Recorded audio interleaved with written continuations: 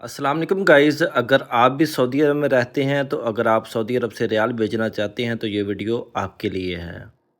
इस वीडियो में हम आपको बताएंगे कि सऊदी अरब में कौन सा बैंक कितना एक्सचेंज रेट दे रहा है। अगर आप पाकिस्तान रियाल बेचते हैं तो टॉप 1 पे हम किस बैंक को रखेंगे और बाकी इस बैंक में हम 6 बैंकों का तज़किरा करेंगे।